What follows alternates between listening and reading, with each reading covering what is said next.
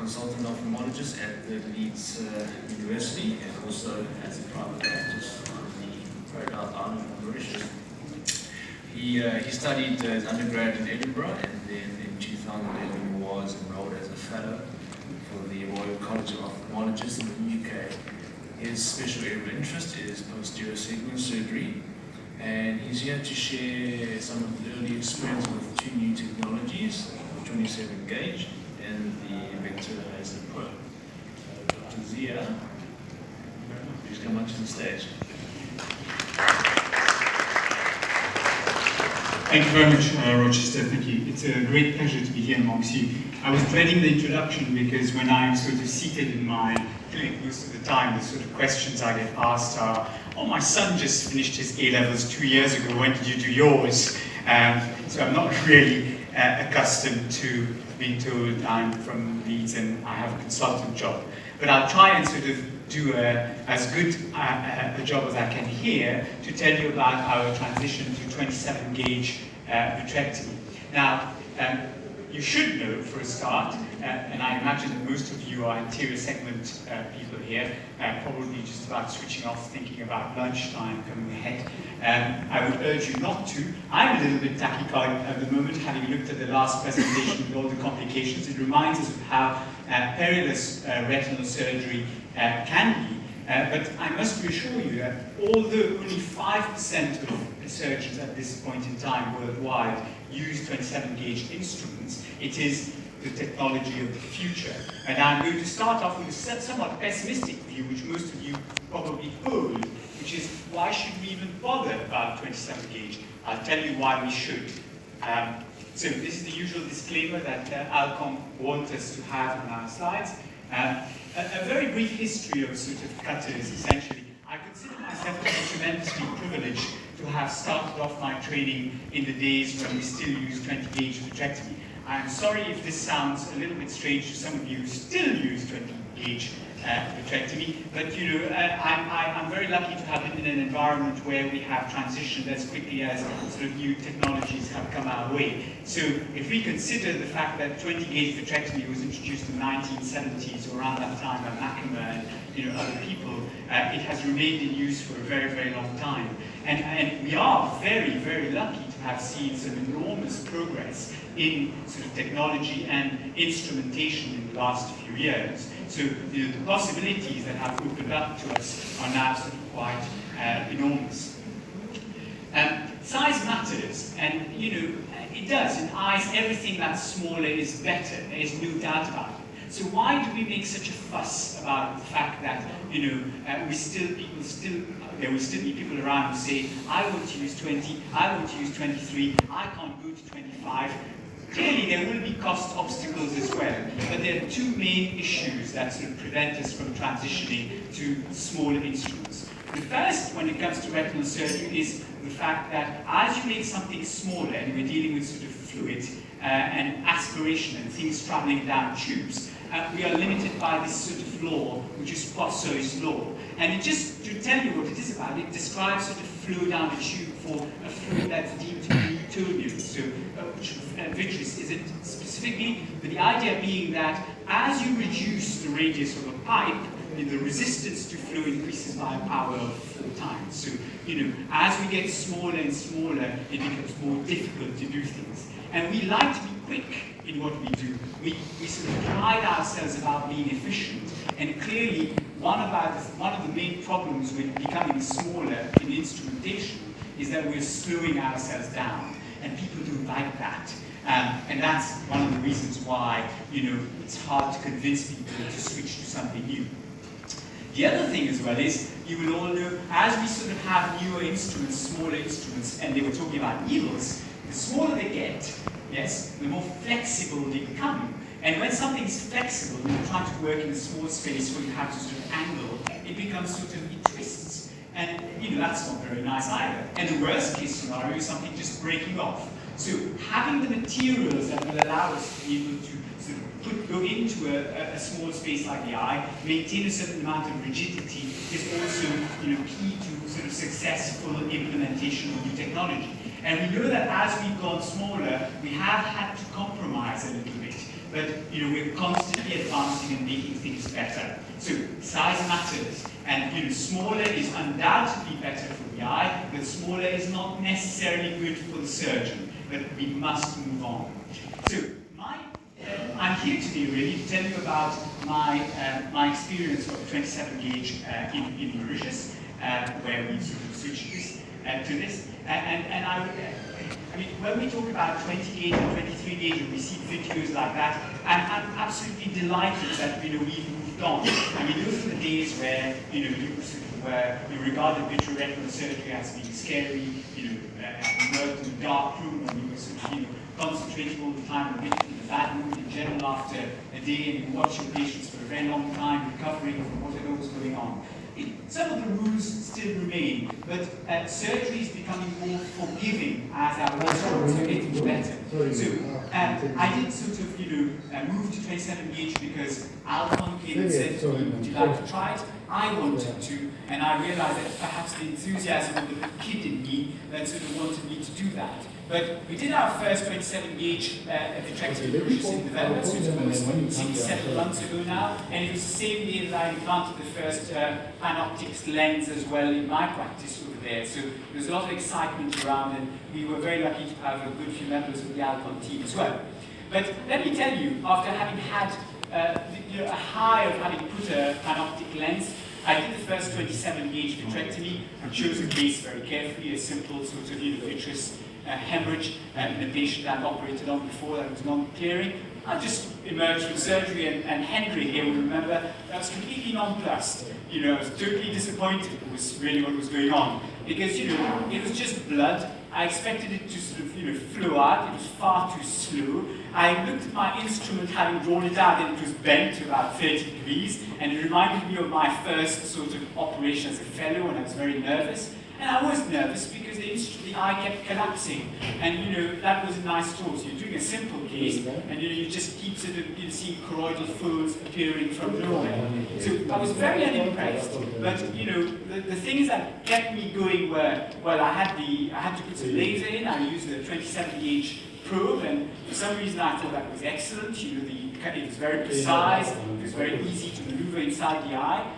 And clearly the next day I had a blinded patient, a patient who walked in with a completely white eye. And at that point in time I thought, there is something to this. And all the things that I complained about, I had sort of some very listening ears from Alcon, so it was all quite positive. In the last few months, we have sort of transitioned to 27 gauge surgery, and I've sort of chosen my cases carefully, but increasingly become more and more comfortable. And I just want to tell you a bit about the things that I have learned. It's not a challenging learning curve, certainly, but there are some interesting things that do come up. You see, I've mentioned here simple cases, diffuse hemorrhages and rhabdomatosis retinal detachments. You won't see macular holes and epiretinal membranes in there. I do those in the UK. I don't know what happens to them in Mauritius, but they're resistant. And the bulk of my casework is sort of very complex structural retinal detachments caused by diabetes. So when I tell people about what I do in my practice in Mauritius, I tell people, look, it's the equivalent of don't count the number of flights, it's the number of flying hours that counts. So I have very long haul operations with my diabetics. So sorry, a little bit too. Can I have one slide back, please? If that's possible, just one. Yeah. So I'm just going to take it step by step so that you have an idea of how it works. Really, the instrumentation around 27 gauge is very similar to what you might experience from Alcon's range in sort of 23s and 25s. And things do get simpler as you go smaller. So the nicest bit is really when it comes to, say, putting in something as simple as trocars. I use only valve trocars. I see no point in using non-valved ones. And when you use non-valved ones, you see some of the problems with retinal incarceration and collapses and things like that. So valve trocars make life very easy. And in fact, I'd forgotten about the fact that we could, when we use non-valve, you have to be very careful about plugging the port in, to make sure that you didn't get retinal incarceration and very bullous retinal detachments. So it's very much a one-step process as well. So you might, some of you who are retinally inclined might have might have known that, you know, to avoid a sclerostomy from leaking, you have to make sure that you glide the trocar in through the sclera, and then you tunnel in and go in. I don't do that anymore. I just go straight in with impunity, because, you know, I know that my sclerostomy is going to seal. So insertion of trocars is really a breeze. And when I compare that to my days as a fellow starting off doing 20-gauge vitrectomy, peeling off doing a large peritomy, and then struggling with an MPR knife to make sure that you get in and entry side breaks, I mean, we are really, really, really lucky. So, you know, this is one thing about trocars, you can see that. And the one subtlety about transitioning to 27-gauge, which wasn't obvious to me, the reason why my instruments were bent the first time, is I tend to normally put them at about sort of, you know, 10 and maybe 1 or 2 o'clock. And what then happens is when you're trying to reach out for sort of the other bit, you're bending the instrument, then it sort of, you know, it twists a little bit. So putting your trocars in at sort of 9 o'clock and 3 o'clock or closer to those positions mean that you can sweep across in both directions, and that really gives you great access to the vitreous all around. Removing trocars is equally simple, and if we switch on the video here, you'll see that in the beginning I've just taken out one trocar. That looks like essentially a video looping on a repeat mode, but it's my obsessive compulsive sort of, you know, trait manifesting itself there. You know, I do massage the sclerostomy a little bit just to make sure that it doesn't leak, and it does seal very, very fast. You know, there's really never an issue. But the most important thing, and which is what makes, dare I say, vitreoretinal surgery sexy, is that, you know, when you've sort of finished and you look at the eye, it's sort of, you know, it's untouched. I don't sometimes bother putting in, I mean, I remember the days when we padded and taped and put pressure. You know, we now sort of leave the eye like this, without a shield, without a transparent shield. It's like cataract surgery. I think it's a transition from, you know, extracapsular manual surgery to, you know, phaco with 1.8mm incisions. That's what retinal surgeons get into. A little bit late, but thankfully it's all happening. So, you know, the actual result to the patient, to the surroundings of the patient, is also very, very important. And 27-gauge surgery offers us that. So the actual 27-gauge cutter vitrector is a marvel of technology and thinking and design. You know, I mean, we can compare these. This is the Alcon one. It's very nicely put in terms of a stiffer needle, because they have been through some you know, revisions of their designs. It's certainly, you know, better than what it was. I mean, it's compared with some slides where you can see that everything began with small gauge surgery, or with the original 25-gauge surgery, which was where the instruments were far too flexible, and many surgeons who tried that in 2009, 2008, abandoned 25-gauge and said, it doesn't work. And then, you know, the 25+ range came, where the material was different, or they put sleeve and just stiffen things up. So the current reference is 25+, which is 3 times stiffer than the original 25, and this one is about sort of 1.8 times stiffer than the original 25, but it is less stiff than the 25 itself. So you do have that aspect of, if you're doing long cases and then multiple instrument passes, your needle will bend, and sometimes you just have to straighten, which happens to me still whilst I'm working. But the great advantage of, you know, switching to the 27-gauge instrument is a much higher cut rate, and the cut rate that I've been able to go up to now, Constellation machine, is 7,500 cuts. What is fantastic with that is, if you're doing sort of, some of you, if you will remember, might know that one of the rules about, you know, shaving vitreous, especially in a detached retina, is you always have your port facing away from it. I mean, these things now, you know, put your port near the retina and it doesn't move. So there's virtually no movement you know, of the retina, and it's great for doing complex things. With the simpler things, you're working with impunity inside the eye with a cutter in your hand, an instrument that you could potentially, in the past do a lot of damage with, but there's very little movement, it feels very controlled. And when you're doing the more complex cases where you've got your heart in your mouth anyway, you know, with a diabetic membrane, a stiff membrane, you can go really, really close to the vascular peg and, you know, shave, knowing that, you know, you're not going to pull and create iatrogenic breaks. So, you know, it really, the smaller instruments open up a new doorway of opportunities and avenues in sort of handling more difficult cases with sort of a more basic set of instruments. And if you look at sort of the instrument portfolio or catalog for any other company, you'll find loads and loads of instruments, you know, picks and various types of scissors and this, that, and the other. And clearly, kitchen cabinet vitrectomies still happen, as we call them, where you have to get lots of instruments out. But as instruments are getting better, you know, we can do most of our work with what we already have in our hands. These instruments are becoming more versatile. And one of the rules about surgery, perhaps you already know this if you have fellows and juniors, is, you know, patience is the key to doing a good job, especially when it's a difficult case. So we all want to be quick, but, you know, we must know that, you know, some things do take time, and we need to do things in the time that it takes to do it well. So when we transition to 27-gauge vitrectomy, there is invariably an element of being patient. But, you know, it's all relative. It's like the people who said you'll never be able to put oil through 25 gauge. Well, you know, everybody does that now. So, you know, or it takes too long. You just get used to these things because, you know, they become standard practice. So I think it's a matter of changing our own perspective and our way of thinking about things. And this certainly makes a difference. So, in this video here, if you look at this, it just shows, this is, again, I take a point about the fact that diabetic vitrectomies are best done you know, separately and then do cataract, but you know, the way things work, it's so much easier to just get both things done at the same time and then, you know, hit them hard with steroids. But it's a very fair point to say that, you know, if you do cataracts, you do end up with sort of eyes that don't look as nice with side leaking, etc.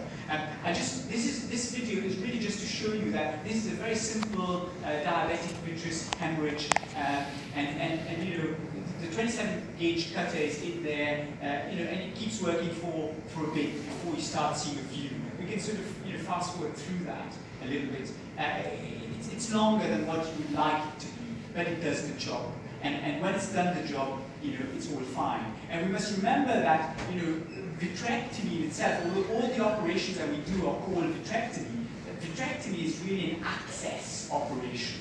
We're not, as retinal surgeons, you know, if you only have to do a vitrectomy, it's invariably, you know, it's a walk in the park, it's a cup of tea. But most of the time, we're removing vitreous to be able to access the retina for other things. It could be to peel ILM for a simple macular hole, or it could be a 3-hour-long operation to clear membranes and, you know, deal with tractional detachment. So the aspect of the vitrectomy, which does take longer and feels slower, is actually a smaller chunk of the operation. In the more complex cases, everything is made up for by the fact that you have a small, safe instrument with which you can do lots of other maneuvers that you wouldn't be comfortable doing with sort of, you know, bigger instruments from the past. I'm going to move to the next slide.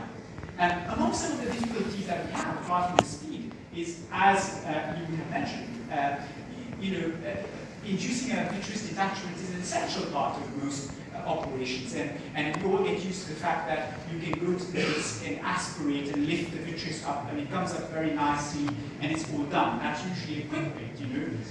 But with the 27-gauge, I have consistently found that to be more challenging and more difficult.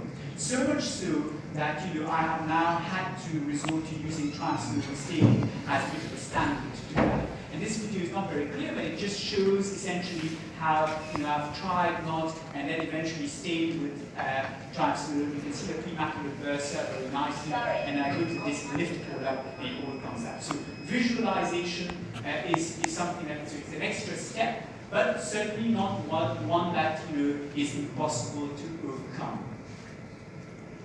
The 27-gauge cutter, I've alluded to this, is a very versatile instrument. So, you know, since when you have something in your hand and you feel that it can do something, you just do it. So I think it could replace a backflash. I've used it, you know, for retinal detachment repair, where I would usually swap the cutter, put in a back flush, drain subretinal fluid during the air fluid exchange, you just keep the cutter there over the break, aspirate the subretinal fluid. It comes up very nicely, and you have the air coming along, and you don't feel at any point in time that you're accidentally going to sort of grab retina and create an extra break or widen an existing one. So in that regard, we have sort of possibilities with this kind of an instrument that's smaller.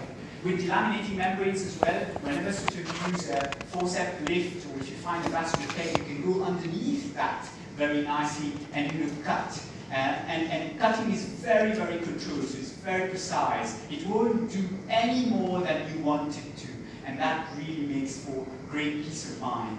Even with 25 gauge instruments, it took a while to just really get the settings perfect in my hands, so as to make sure that iatrogenic breaks were sort of kept to a minimum when I was sort of delaminating. But with the 27 gauge cutter, it really works a breeze. And what I did tell you is that although my first case was a very simple one, the second case that I did was precisely the most difficult case that you could do. It was a total retinal detachment with membranes all across. And I did it with 27 gauge, and I had no breaks at all. And really what really did it for me was I was able to get underneath all these membranes very easily and just delaminate without having to put chandelier, without using a bimanual technique. So, when these things do happen, they give you great trust and, confidence in your instruments. The backflash device that comes with in the package is also a very, very nice device. I don't know what it is about it, but I find it better than the 25 gauge. So the first thing, whenever you try an instrument from a pack is you think about how slow it's going to be, whether it's going to do what it says on the tin. And this one is fantastic. I mean, it says in the Alcon description that it's proprietary high fluid design. How it does that, but it works better than the 25 gauge equivalent. And it goes through the actual valve trocar very, very easily as well, which is a problem that I had with the 25. The 27 one goes through very easily. The 25 one always seems to be, you have to turn the lights off, lift it up and look at it so it's pointed in the right direction. So I imagine that it's possible that the tip of it, the soft tip, is a little bit stiffer and sort of goes in much better. But the drainage is very efficient. So, clearly it's in the way that this bit is designed, there must be something that compensates for the fact that the flow dimension would be relatively sort of smaller. And it's a versatile instrument. I'm going to show you why. This is just a video just showing you a straightforward sort of drainage in the retinal detachment repair, superior break. You can see that the air, as I'm doing the exchange, the air fluid exchange, the air is sort of coming down, and I've got the backflush right in there, the big break in the center. The nice thing about this with the soft tip is that, we always, when it's a metal one, you always keep it in the break, so as not to sort of incarcerate retina or cause a hemorrhage or perhaps create another small iatrogenic break. But with the soft tip, with impunity, you can actually go to the edges and also try and sort of get fluid in other smaller places. So you have that peace of mind and control, which makes surgery a lot less stressful. And especially if you're doing lots and lots of cases on a list, which sometimes happens to be with a mixture of very difficult cases and easier ones, having better instruments that are predictable, that feel safer, that you trust, will make an enormous difference overall. I'm going to show you an unpleasant video. Unpleasant in the sense of, this is a patient of mine where I had a diabetic detachment where the membranes were so stiff that when I did the first case, I thought I'd peeled enough to be able to give a good acquisition of the retina onto RPE, and I briefly considered putting gas in as well, and I'm glad I did, because it was the only eye. I put oil in, and then the next day, oil was underneath the retina. It had sort of migrated, compartmentalized. So I essentially did a massive retinectomy, almost 180 degrees, preserving the macula to reattach it, put the oil out underneath. And then, with the edges of the retinectomy, which always tends to sort of frazzle up a little bit once you've done the diathermy, I used the 27 gauge. I didn't have a brush, to kind of brush the edges across. But at that point in time, I used a 27 gauge backflush, the soft tip one, to just sort of move across, whilst at the same time keeping occlusion so that they will go through. And so, when you have such nice instruments, you actually, in your surgical armamentarium, find uses for them that actually make a difference to the patient and to your surgeon. The vector laser probe, I'm not going to sort of spend a long time, because for whatever it says, this device is a beauty. It does what it says on the tin really perfectly. I mean, I used this once the first time, and I would use it all the time. In fact, I use a 27 gauge irrespective of what I'm doing. So I only do 25s and 27s, but I would gladly just put this through a 25 gauge and use it for my lasers. So the key with the vector laser probe is that it is articulating, and it is sort of self-illuminating as well. So it has a little probe, it has a little light pipe that connects up into your constellation, which means that you can visualize, you can indent yourself and sort of visualize hard-to-reach areas that need treatment. And this makes an enormous difference, when you're, say, doing a giant retinal tear, where you have to do a lot of laser very anteriorly. It's great for diabetic, even simple diabetic vitreous hemorrhages. In my book, and this is not necessarily written anywhere, but to minimize the risk of rebleed, once you've done a good PRP, it's really sort of the anterior areas where the bad diabetics will revascularize, and then you get occasional bleeds. So with this, since I have this, I make sure that I go up as far in the periphery as possible, up to the aura, and do a very, very good thorough laser, and it allows me this. This device allows me to do this. In the image there, you can see as well that angulating it means that you can safely work in the phakic eye and not worry about having lens touch. And it does make sense. This is a video, a very quick one, where you see I was just doing an early eye, vitreous hemorrhage, some PRP, but there's always areas where of untreated retina, and over here, this was my first case. I was so excited about it. It just feels like the right thing to have in your hand. I was on a high after this, because I had never had a laser that had given me such precision and comfort. It does feel completely different to all other lasers, even sort of illuminated ones, because it glides very, very smoothly. It's always about feedback when you're using instruments like this, and you can access sort of hard to reach areas without much trouble. In this video, you can just see me doing exactly what the thing says, is you can indent and do the lasers yourself. And you can, in that way, get coverage in the retina wherever you actually want to. So the vector laser probe does what it says. In the past, with the self-illuminating ones, the main problem was the light source was such that you couldn't gauge the actual burn. So with this one, they got around the problem very nicely by having a wider beam.